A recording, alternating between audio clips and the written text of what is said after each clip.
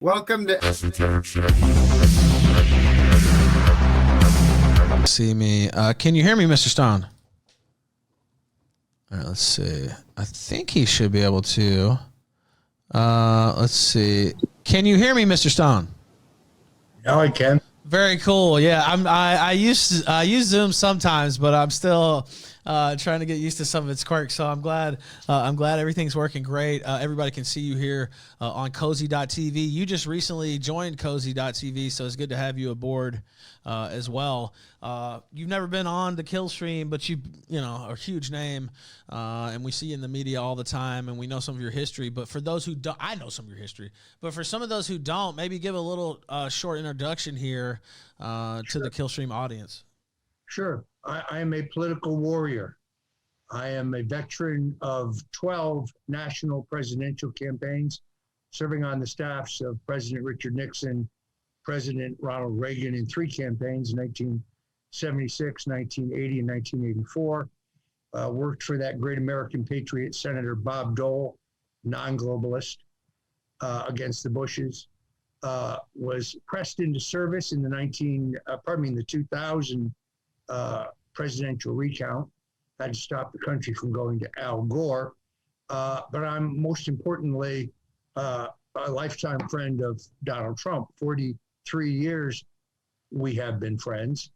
I may be among the first people in the country who urged him to run for president.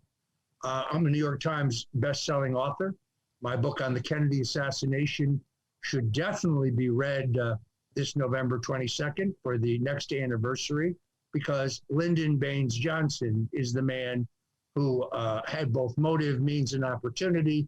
And I present overwhelming evidence that LBJ, complicit with the deep state, complicit with the Pentagon, the Secret Service, the mob, the bankers, were deeply involved, organized crime, of course, deeply involved in the coup d'etat that took place on November 22nd, 1963. I've written 4 other books, including The Making of the President, 2016, about how Donald Trump pulled off the greatest upset in American presidential politics. And then, as I think most of your listeners probably know, because of my 42-year friendship and close relationship with Donald Trump, I was targeted in the Mueller witch hunt.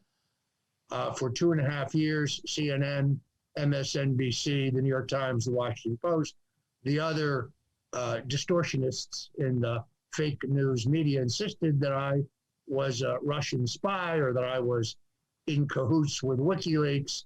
The real purpose for the stunning 6 a.m. raid at my home, filmed entirely by CNN, and my frame job about lying to Congress under oath, calling Dr. Fauci, lying to Congress about under oath, about Russian collusion that didn't exist, was to pressure me to bear false witness against Donald Trump. In other words, they had completed their Russian collusion investigation. They had come up empty-handed, so they wanted me to be the ham in their ham sandwich. They wanted me to confess to coordinating with the Russians or WikiLeaks and Donald Trump. And as you know, I refused to do that. Hence, the president's incredible act of both mercy and justice, a bold act in the presidential year. This is buried online, by the way. It's not just that he commuted my sentence 48 hours before the Gestapo was to drag me off to prison, but he also gave me a full unconditional presidential pardon. They're already trying to erase that from my biography. So that's in short who I am. For 18 months, I hosted a show at infowars.com called The War Room with Owen Schroyer.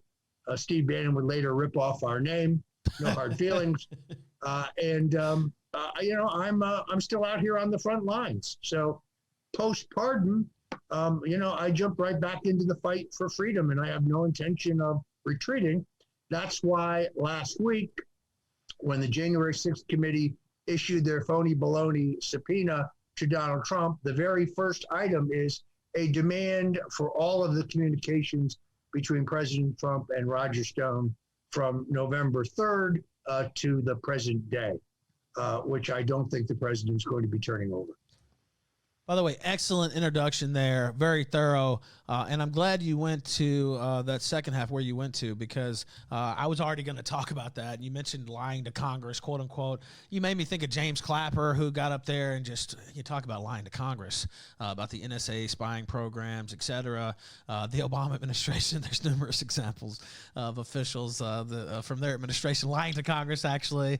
It's kind of a joke that they tried to even make that a thing. It's like the criminalization of politics, actually.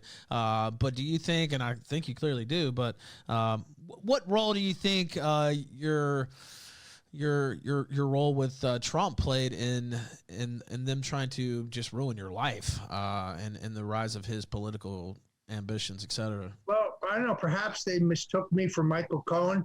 Wrong guy. Sorry.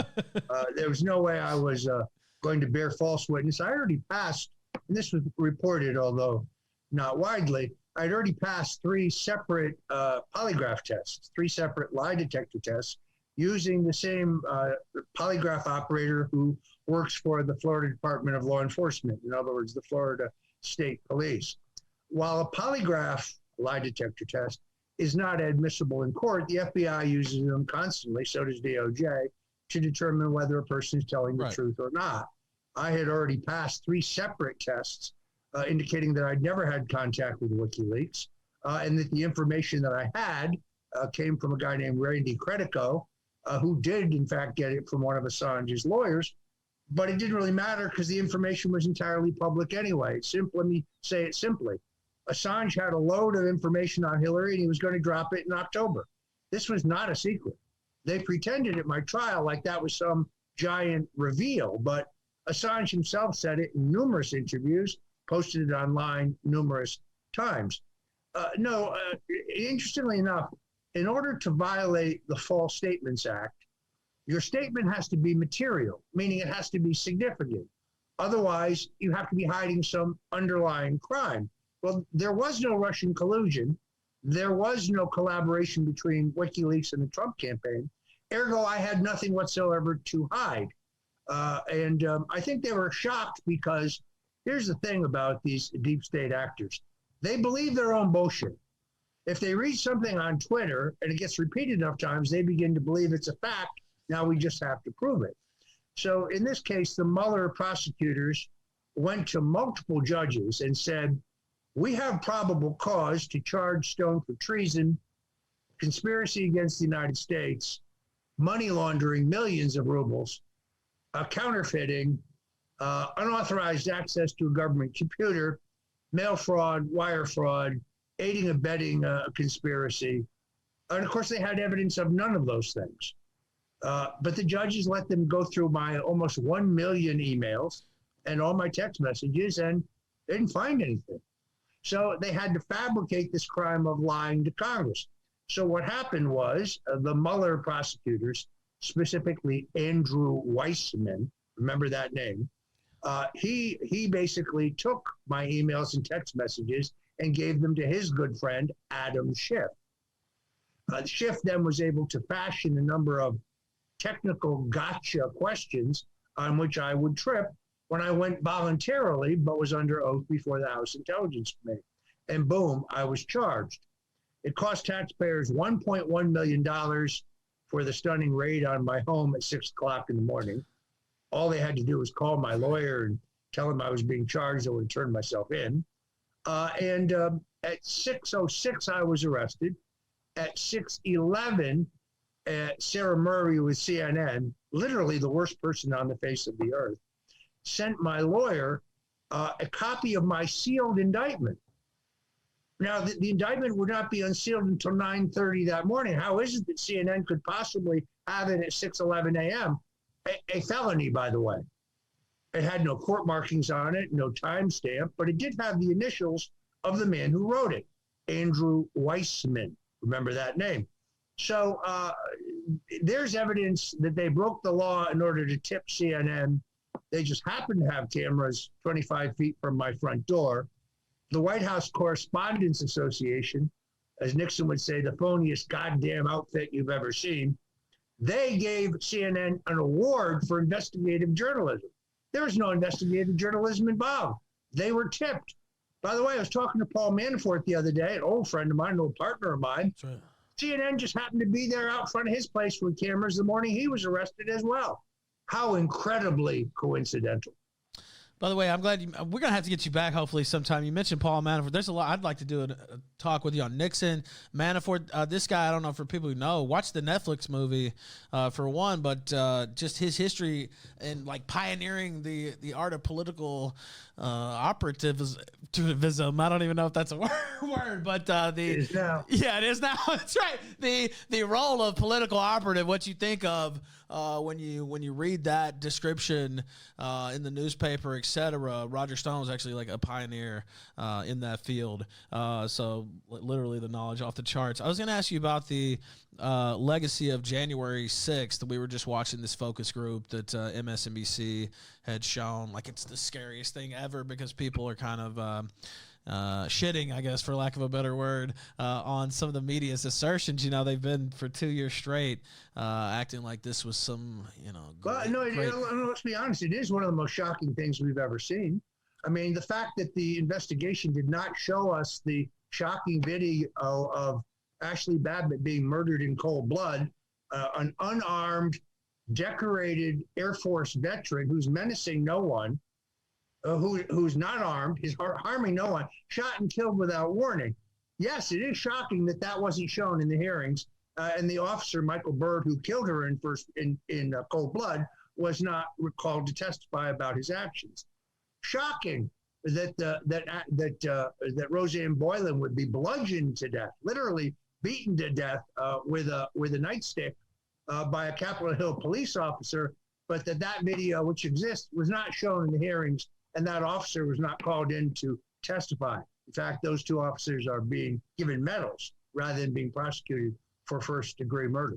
And by the way, where is Ray Epps? Where is Ray Epps? When is his testimony scheduled? I must have missed that. We know that they questioned him.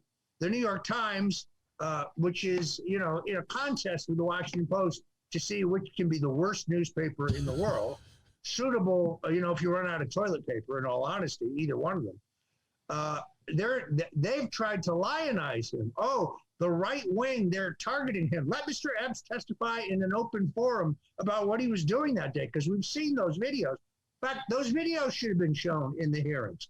So the question is, will we have a real inquiry into what happened on January 6th or not?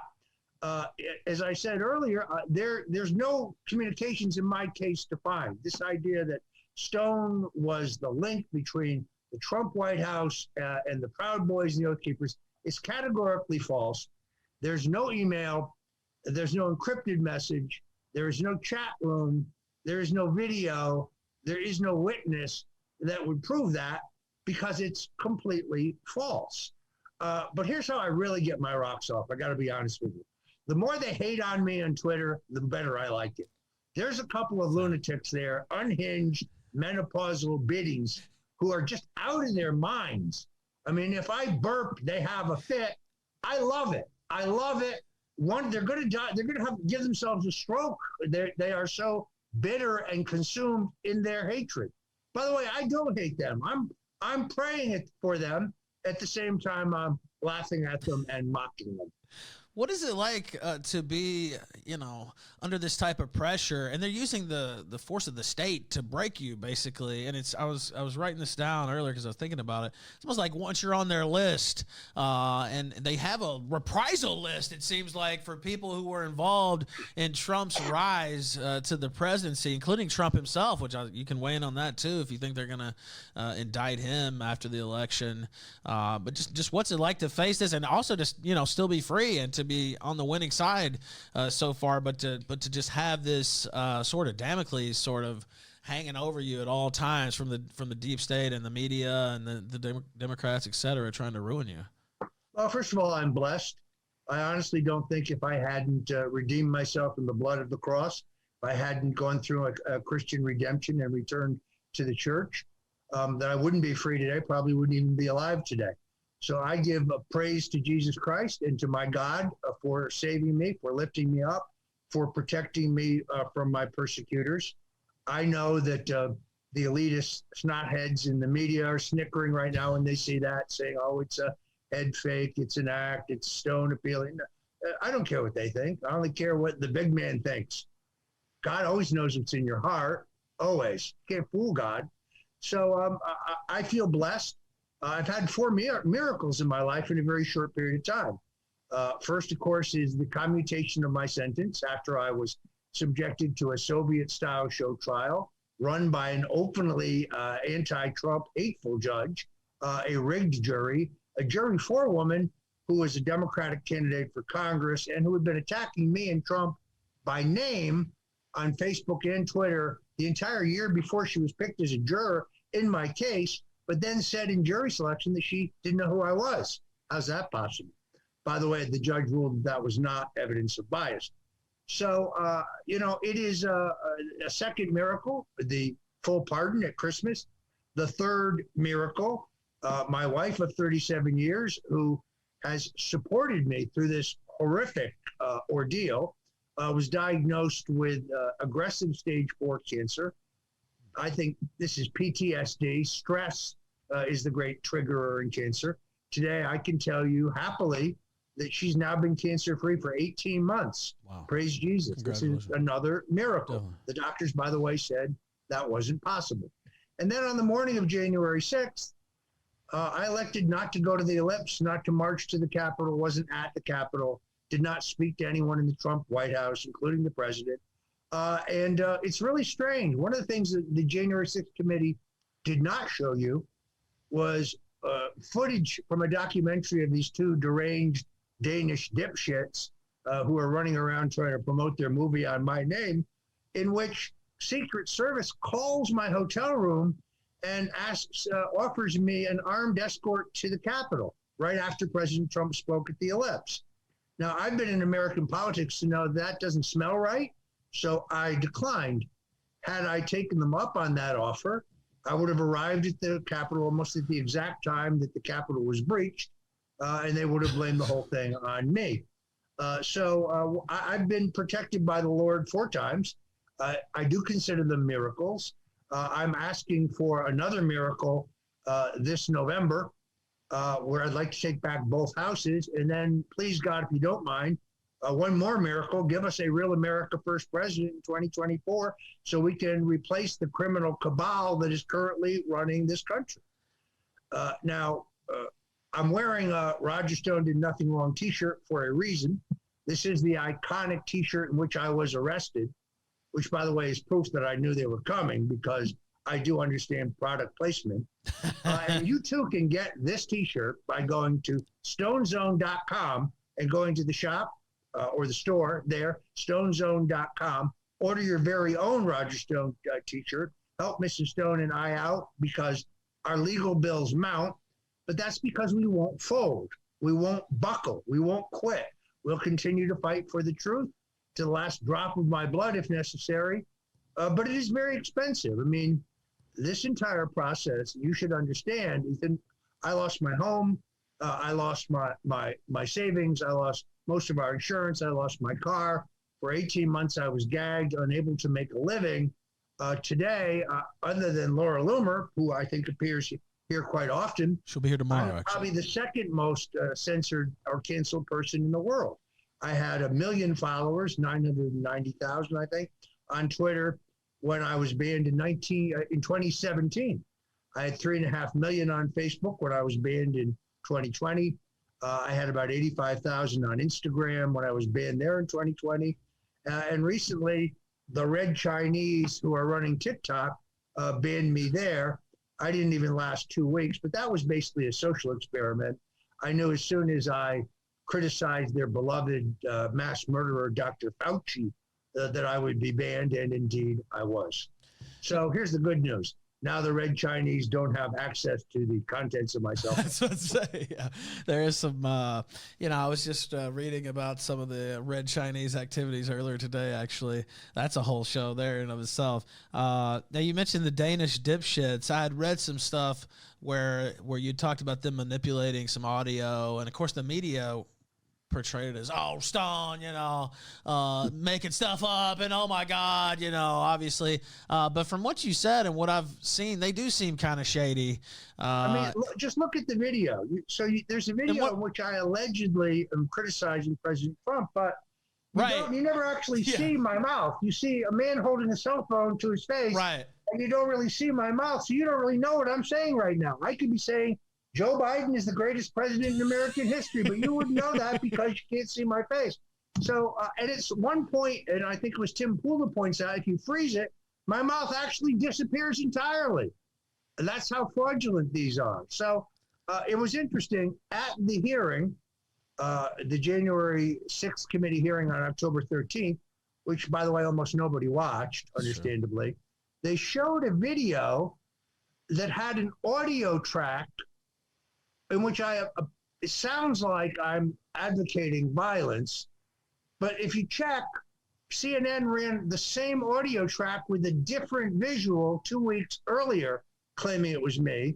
I can't be seen in either video. And then they run a video in which I say to a group of Trump supporters, if on election night it is up in the air, as I think it will be, then I think it's important that Trump declare victory. I didn't say if Trump lost, he should declare victory, but they show it and they say, you see, there's proof that Stone was telling Trump that if he lost, he should declare victory anyway. It's not even what I said. And then they released these ridiculous videos of me allegedly breaking with Trump. Now, if I go back and listen to it enough times, and I have, I think what they did was they took an audio track of an interview where I'm talking about Biden, and they conflated to make it appear like I'm talking about Trump. Right. Tim Pool did an excellent breakdown on this. Others have. It doesn't even make sense. If I were going to flip on Donald Trump, wouldn't I have done so when I was staring down the face of 7 to 9 years in prison? Wouldn't I have done so then to save my hide? Why would I flip on him now?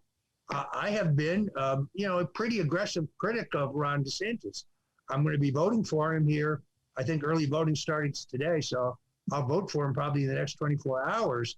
And I want to keep him as governor of Florida because look at the alternative. But I also have been very clear that I am a strong supporter of Donald Trump for another term in 2024. So their narrative is not even logical. This is about promotion for a film. To sum this up, these two Danish filmmakers were signed on to do a documentary about my trial and its aftermath with the understanding that the end of the film would be whatever happened. So if I were in prison, that would be the end of the film. If I were pardoned, that would be the end of the film. Unfortunately for them, I was pardoned. They didn't see that coming. That did not have the commercial appeal for leftists that they were looking for. So then they suddenly hastily reinvented this into a video about January 6th. They were with me some of the time on January 6th, but they weren't with me 24/7. They now complain that Stone said he was sleeping. These guys wanted to come into the bedroom. I think they wanted to come into the bathroom with me, but I didn't allow that. So, I mean, I'm trying to serve them with a lawsuit, but they have fled to Denmark, and it's not easy to find a process server in Denmark who will cooperate. But here's the key point. Interviewed on CNN, one of these duplicitous Danish dipshits says, Stone was at the centerpiece of a conspiracy. And then in the next breath, he said, well, we actually don't have any proof that he was talking to anyone in the Trump White House or in the Oath Keepers or the Proud Boys. So which is it? Which is it? By the way, you mentioned Laura Loomer. She's actually going to be on the show tomorrow night. She's a good friend of the show. Also, I see stonezone.com/shop. If you use promo code COZY, you get 10% off. So check that out as well. Follow Roger Stone, cozy.tv/Stone. You mentioned the advice thing to declare victory. I mean, that's just common sense political advice. If it's up in the air, you would come out and say you won, right? Like that's what they did in 2000. Yeah. This is kind of ancient history for some of your viewers, but in 2000, when we had a contested election, James A. Baker III, Secretary of State, Secretary of Treasurer, running George W. Bush's recount operation, advised him the result was unclear, that he should declare victory. Right. Baker is hailed as a great visionary and hero. I give Trump the same practical, perfectly legal, political, strategic advice, and is somehow deemed to be criminal. Right. Well, they try to hail Baker as some kind of great statesman, like you say, and you're just giving the same. You're right about my show, The Stone Zone, coming to Cozy. Very excited about that. The barrage has already started. Let me make this clear. If you appear on CNN, that doesn't mean you agree with everything Wolf Blitzer thinks or says. By the way, Wolf Blitzer has the worst breath of anyone you have ever met in your entire life. The worst. I mean, the worst. But if you go on Fox, that doesn't mean you agree with everything that Laura Ingraham says. It just doesn't work that way. Sure. There are going to be people here at Cozy I agree with. There are going to be people here at Cozy I don't agree with. Don't try your guilt by association crap of saying, oh, Stone appeared on the same network with X, and therefore he must believe Z. No, it doesn't work that way. I'm responsible for what I say. I'll debate people I don't agree with. I don't have a problem with that. But debate does not connote agreement with the other person. So I respect other people's points of view. There are going to be people here on Cozy that I agree with. There are going to be some people that I disagree with. Here's what I really disagree with. Deplatforming, cancellation, censorship. So I'm happy to be here. They won't let me on Twitter. They won't let me on YouTube. I'm banned on YouTube. I'm clearly the most dangerous person on the face of the earth, which is why I'm glad to be here at Cozy. By the way, Trump 2024, what do you think's going on with that? I think the president is very likely to run. I think that he's likely to announce sooner rather than later. I think that he is.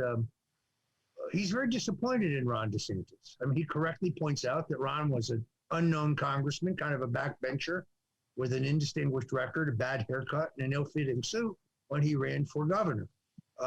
Every Republican in the state legislature in Florida, every Republican county chairman in the state of Florida, every Republican member of our congressional delegation, other than my friend Matt Gaetz, had endorsed Adam Putnam, the Rhino candidate for governor. Ron had one thing going for him. It wasn't his mastery of state issues. It was the endorsement of Donald J. Trump. Trump's endorsement turbocharged his campaign, got him nominated. And then, frankly, Ron was not a very good general election candidate. His experience and knowledge was in the area of federal issues. He didn't know much about state issues. And therefore, Donald Trump came here to Florida twice in the last 2 weeks for rallies for both he and Rick Scott. I would argue that he dragged both of them over the finish line. So I can understand why the president feels a certain ingratitude, a lack of gratitude by Ron DeSantis, because Donald Trump made Ron DeSantis governor. Ron DeSantis is 42 years old, did belong to Skull and Bones at Yale, warmly endorsed by Jeb Bush a couple of days ago. That should tell you something. But he's got plenty of time to wait. I do agree with him. I think he's done a very good job as governor the last 2 years. Laura Loomer's right. His internet censorship bill is a crock. I mean, it doesn't do any of the things it alleges to do. It was good rhetoric, but it wasn't good policy. I do agree with with his clash with Disney. I like the fact that he has fought the teachers' unions about not allowing them to indoctrinate the children in our public schools with sexual, gender, or racial lies. I like the fact that after 2 years, he finally did away with the mask mandates, but we did have masks for 2 years. I think I'm going to be voting for him. Everybody in my family is. He wants to run for president. He should wait his turn. We have a stronger candidate. In my opinion, that candidate is Trump, and I think Trump will run. Now, I got a couple more questions. We're not going to keep you too long because you got your own show coming up here at 5 p.m. Eastern. And hopefully we'll have you back on again, like I said at the top. But you mentioned, or I wanted to mention, Elon Musk, I think, said right before we came on air that the Twitter deal is going to close on Friday. Will you be going back to Twitter? Do you expect he will put Trump back on Twitter? How do you think that's going to go? Do you put any faith in Elon at all, or what do you think about him? Well, I'm hopeful. I mean, I had almost 1 million followers there. I'd like to be reinstated with my same 1 million followers. Whether that's going to happen or not, we don't know. I've also read that the Biden administration may block Elon Musk's acquisition of Twitter on the basis of national security, whatever that means. I was also very excited to say that Kanye West has announced his intention to acquire Parler. Parler used to be a truly great site. I have almost 400,000 followers there. And then one day, it just all fell apart. So I would go from having a couple hundred reposts and comments to having 2 or 3 or 4, or sometimes none. So I can't really explain why that happened, but it happened. But I'm excited by the prospect of Kanye West acquiring it, rededicating it to the principle of free speech. And I would tell people that if you have a Parler profile and you used to be there and you used to post there, you should go back and start posting there again, because I think it's going to become vibrant again. The left is going out of their minds over the potential Musk acquisition of Twitter, saying it'll be turned over into a right-wing disinformation center. No, what you're crazy about is your bullshit will finally be answered. What you fear is free speech, and you can't win a debate of ideas. Your answer is always silence us, cancel us, censor us. That's because you're devoid of any ideas. And those people on Twitter, who threatened to gang rape my 73-year-old wife or to murder my entire family, I would hope that Twitter would do something about taking them down, because I don't think physical threats against people are a good idea. When I said that I thought that there would be punishment for CNN hosts if AT&T acquired CNN, I didn't say they should be hung, although some people think they should have. I didn't say that. But that's, I think, the ruse under which I was banned.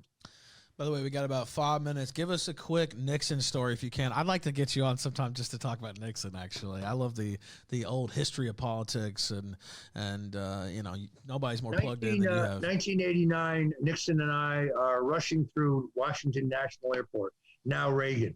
This is the pre-TSA days. We are rushing to get the Eastern shuttle to fly to LaGuardia, where he's going to return to his home. We're late. We're running for the gate. A very corpulent woman sees him, steps up and says, "Oh, Mr. President, I love you. Can I get your autograph?" I'm carrying 2 briefcases. Nixon says, "Put the briefcases down." I put them down.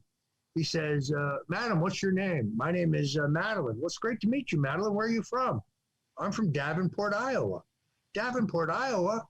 Gee, I think the last time I was there was 1956. I was running for vice president. I did a rally on Main Street. It was at Yokin's restaurant. I think you were there." "I was there," said the woman. "I was at the front row." Nixon said, "I knew I recognized you." Now he's taking his time. To Madeline, with love, Richard M. Nixon. Meanwhile, the last call for Eastern Airlines Flight 271 to LaGuardia. So we dash off. Once we get on the plane, I say, "Mr. President, why did you stop and give that woman an autograph? You knew we were late for the gate." He said, "Never refuse an offer, never refuse a request for an autograph or a photo, because if you do, they'll think you're a real asshole and they'll tell your friends." That's very true. That's very true. And yes, I'd love to have you back to talk Nixon. I want everybody to check out Roger Stone today and going forward on cozy.tv/Stone. Go sub to him there. Stone Zone as well. Promo code Cozy. And anything else you want to say to the Killstream audience. And I really thank you for coming on. I wanted to talk to you for quite some time, so I appreciate it. Glad we could fix this up. If you don't want to get your T-shirt, I would urge you to go to stonedefensefund.com. These lawyers are incredibly expensive. Yes. I still have 11 harassment lawsuits filed against my wife and I by lunatics, crackpots, left-wingers, liberals, Democrats, psychopaths. Oh, wait a minute, I'm being redundant. This is called lawfare. Not a single one of these lawsuits has any merit or any basis. They're designed to just drive you into the ground with bigger and bigger legal bills. And bigger bills from your attorneys, and epic bad press. So if folks who want to help us can go to stonedefensefund.com, stonedefensefund.com, or get your Roger Stone Did Nothing Wrong t-shirt. I'm tired of being called a grifter. The deep state has taken everything I have. They almost took my wife, but the Lord pulled her back. And I'm going to keep fighting as long as people give me their support. So you can help me at stonedefensefund.com. Check out stonezone.com. And above all, check out my new show here at Cozy TV. 100%. Thank you, Roger Stone. And he talked about it there. The bills associated with the federal criminal defense are astronomical, and that's what it's designed to do, to run you into the ground. And it's good to see you here. It's good to see you persevering in the face of this state-sponsored pressure and campaign to ruin you. And it's an honor to talk to you today, Mr. Roger Stone. Thank you so much, sir. Victory or death. Take it easy. Thank you, man. Appreciate it. Roger Stone. Very cool. Been wanting to talk to him for so long. Very cool. I was a little nervous. I don't know. I don't usually get nervous during my interviews, but there was a couple points where I was a little nervous. I was like, oh, I'm stepping on my lines here and there. There was a couple points where I was like stumbling around. At least I thought I was. But people in chat seem to enjoy it. So thank you guys very much. And thank you, Roger Stone.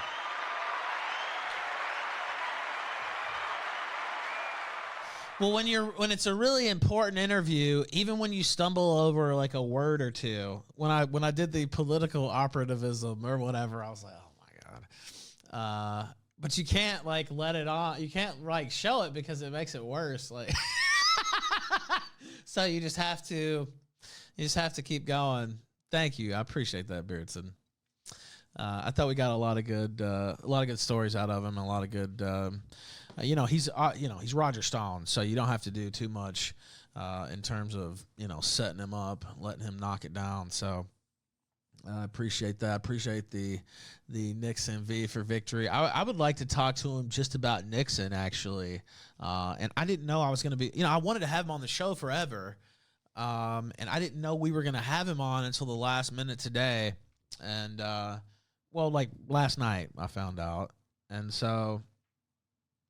He just joined the channel. It was going to be about 30, 40 minutes. We wouldn't really get to have like a deep conversation on Nixon or whatever. So I scribbled down a few questions and just kind of let that play. I wanted to get at least one Nixon story in there. But you just kind of set up a few questions and he has so much to say that you really don't have to do too much.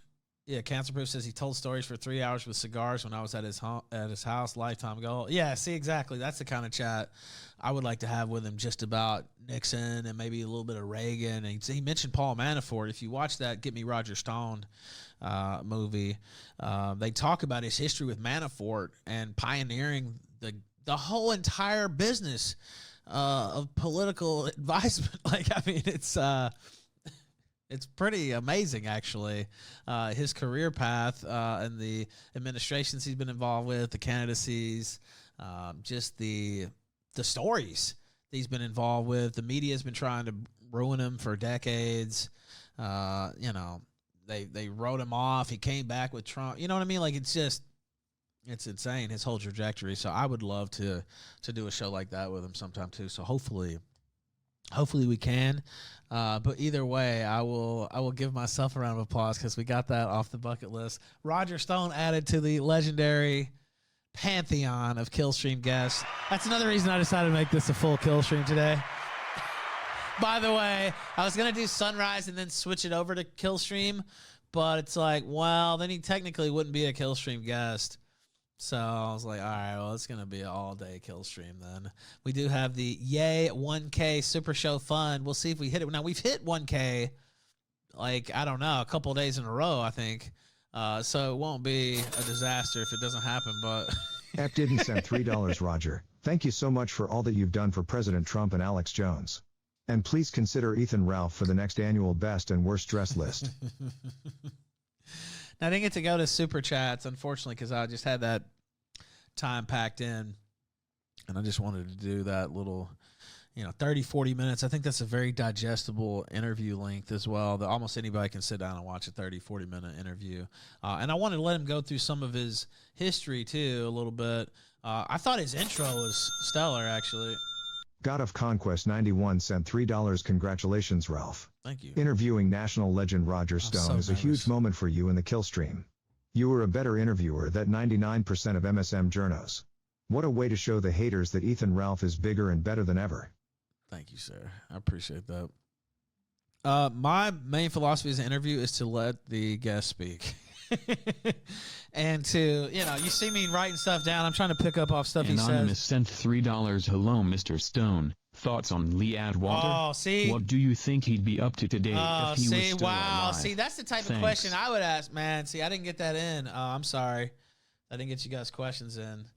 It wasn't really that kind of like, it was a shorter segment, so I was just going to hit it with my stuff. But yeah, that's the kind of question I would like to ask. Hey, Ralph, what's going on, bud? What's up, Bibble?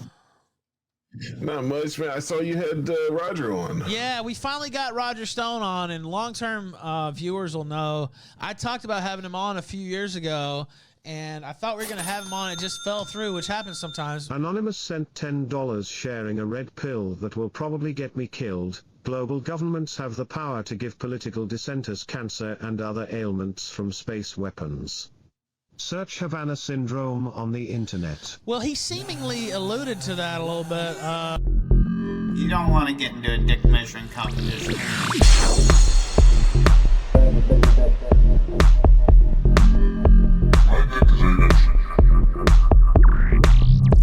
I have a bigger dick.